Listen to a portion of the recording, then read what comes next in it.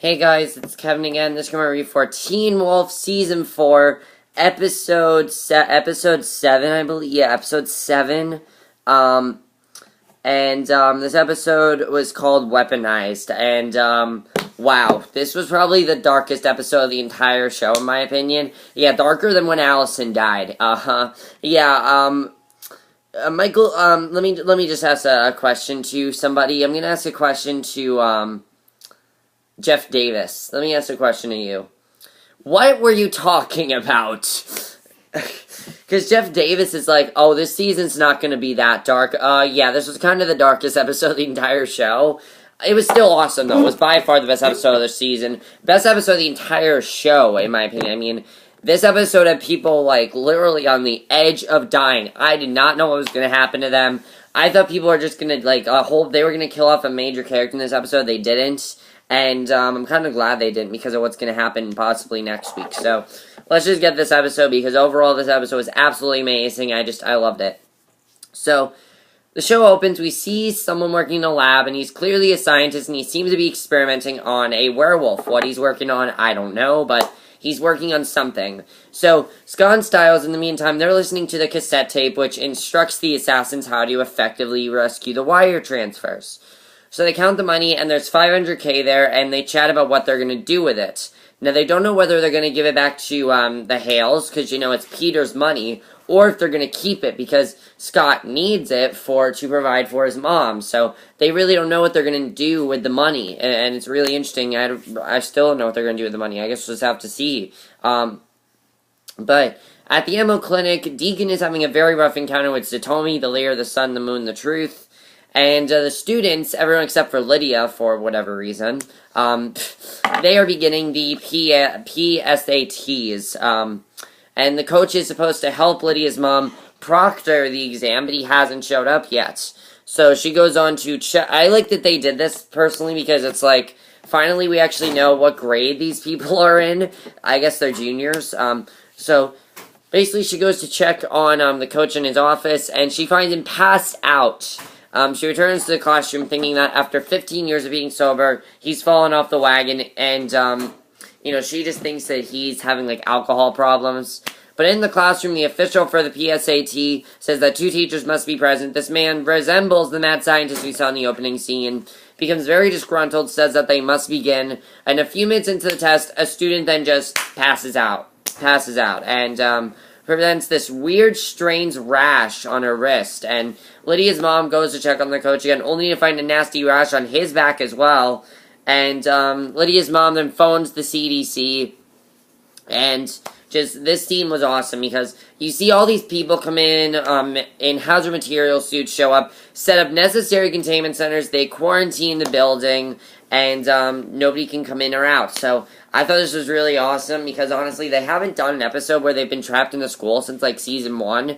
So I thought this was actually really cool to see, definitely. So outside the school, the press arrive, and as does Sheriff Stalinsky, and inside, Stiles says that it might be smallpox.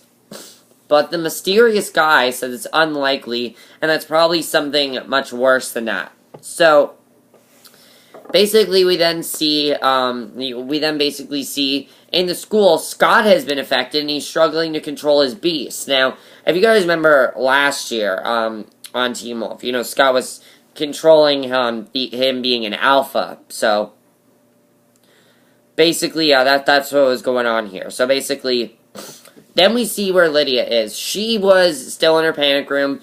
She had set out flowers, a perfume bottle, and teddy bear. She called out Meredith for help, but she really wanted to say she was sorry. I wish I could have helped you. And then Lydia receives a message from Meredith, but Meredith is dead, but I guess, you know, Lydia, the powers that be, she can somehow talk to Meredith.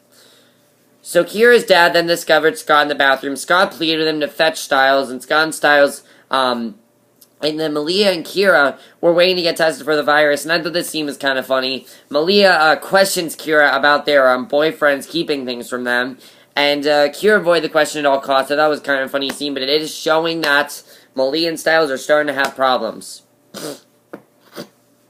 So Sheriff Stilinski, who is now on the scene, realized that the orphans, meaning Violet and Garrett, had nothing to do with weren't the only killers in Beacon Hills. Scott and Malia, they're getting sicker, and they couldn't stay at the high school that much longer, so the only safe location was the Hale Vault, and as they figured out how to get there, Stiles lost his balance because he had contracted the virus as well as Kira, so they're just, like, dropping like flies at the moment. It's really crazy, definitely. So, basically, what ends up happening is, she knows that they are keeping, so then basically what happens is that Malia is with them, luckily opened the vault. She knows that they are keeping something from her, but she simply thinks that they're keeping from her the fact that she's on the Deadpool, which is not true. What she doesn't know that she's Peter's daughter. That's what they're hiding from her. And honestly, them hiding that from her, I don't know if they've done the best job with that, because I just don't know.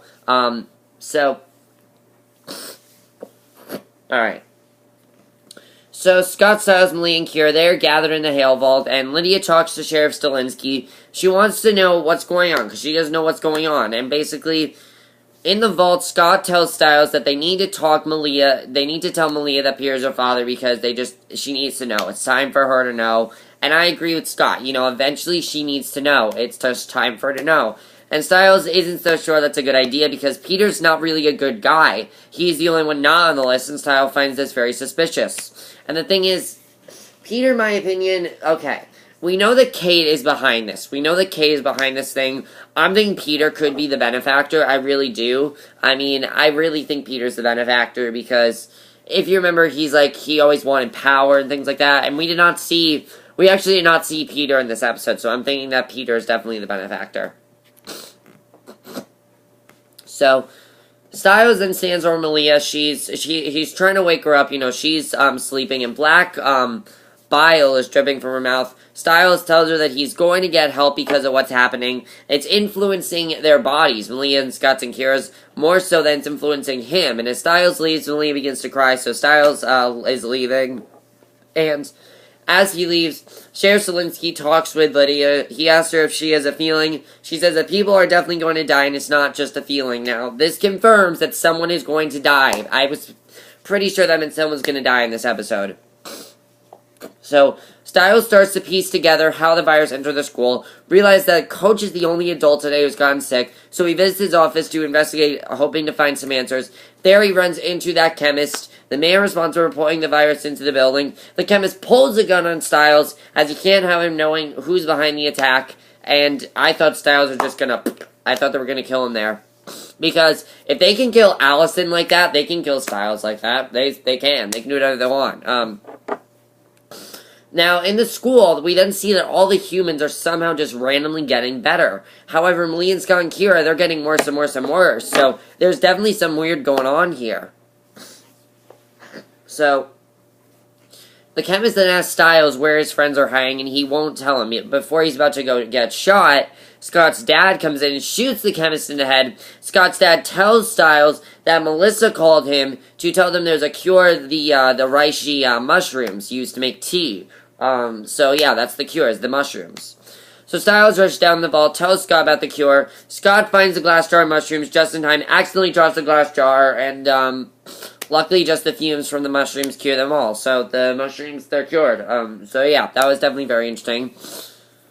And then we get probably the most heartbreaking scene in the episode, definitely. The scene was heartbreaking. Malia really wanted answers. She really, really did want answers. And basically, upon being cured, Stiles ran straight to Malia, put his hand on her shoulder, but she pushed him off. She walked away from a devastated Stiles. And basically, she has discovered that she is Peter's daughter. And new Stiles keeping it from her. So, I thought that was an awesome way to end the episode. Unfortunately, Stiles and Malia, I guess they're broken up for right now.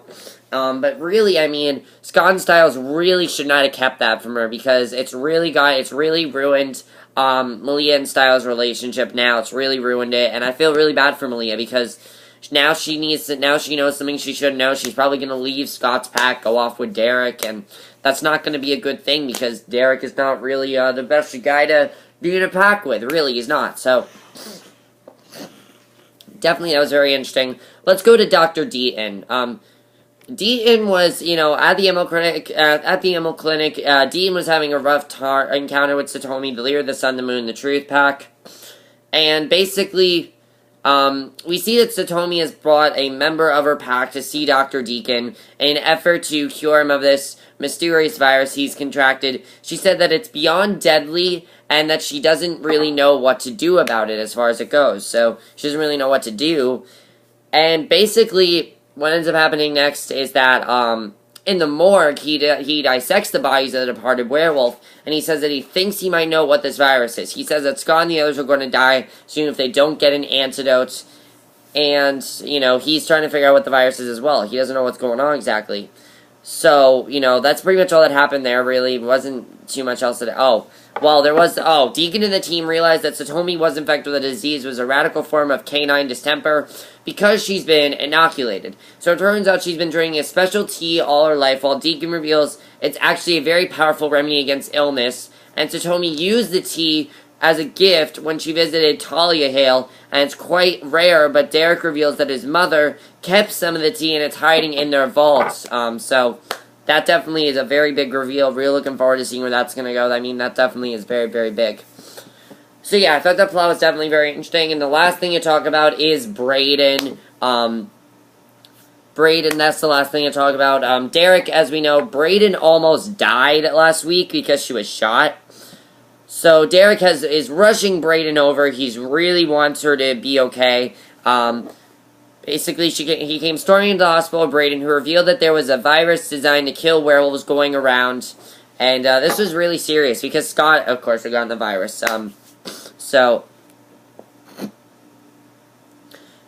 Basically, Scott's mother was trying to help Derek, cure Brayden. And basically what ended up happening was that, what ended up happening?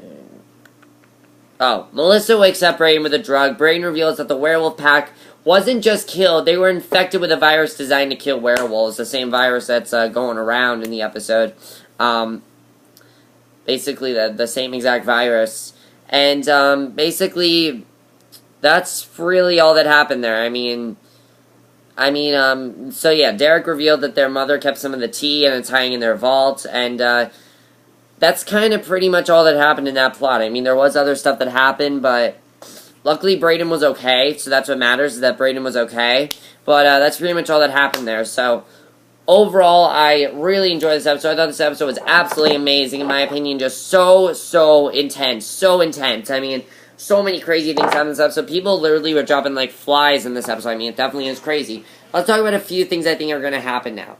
Alright, as far as Stiles and Malia go, I do not think they're over with. I think they are going to get back together. They really should get back together because they should not break up something over something stupid over this. I don't think Malia's going to stick with Scott for that longer now that she knows that Peter's her father. Now, I really hope that they don't turn her into the enemy. I feel like Peter's going to make her do things that she's not really going to want to do, and I feel like that's what he's going to make her do. He's going to make her do things that she doesn't really want to do, and I think it's definitely going to be interesting to see what happens when she finds that out. So, I'm looking forward to that, definitely, seeing how that's going to go, definitely. Looks like next week Scott's going to die, possibly, because the next episode's called, the death of, Scott or something. I don't know, but it looks like Scott might die next week. They can't kill him off. He's the main character. As far as this tea goes, I don't know what's going to happen there. As far as what Scott and Stiles are going to do with the money, I'm thinking that with the money, the best thing to do is to not tell anyone about it, because, if Peter finds out he's going to want that money, we know that Peter is being controlled by Kate right now. He wants that power and everything, so it's not going to be good with Peter, really. We're going to have to see what happens there, definitely. I'm very interested in seeing what's going to happen there. As far as this virus goes, I don't know. I think the chemist is probably going to be a new villain, even though he's dead now. And now, as I said, I do think the benefactor is Peter. I'm pretty sure he is the benefactor. It just would make sense because, Kate was controlling him. He wanted power. Maybe Kate's not actually controlling him. Maybe he actually does want the power. I don't know. We'll have to see. And, as far as that, Satomi goes, I thought that plot was interesting, definitely.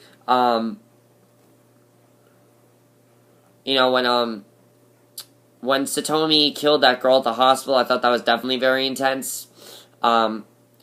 Now, the teacher had said the virus wouldn't kill humans. Does that mean the virus is gone? I don't think so. I don't think the virus is gone. I think that virus is somehow going to come back. I really don't know. I don't know what's going to happen there, but honestly, you never know on this show. Really, you don't. You don't really know on this show, and, that's pretty much it after this episode. You know, definitely, that's pretty much it. Are Stiles and Malia broken up for good? I don't think so. I think they can overcome this eventually. I don't think it's going to be really soon, but I think they can definitely overcome this. But that's basically it for my review. Hope you guys enjoyed it. See you guys in my next video, which will be my review for actually a movie review from a movie from this year, because I need to review more movies from this year. So that's going to be your next review, is a movie from this year. I'm not going to tell you guys what movie it is, but you guys will see when you watch my review. So I'll see you guys for that. Okay, bye.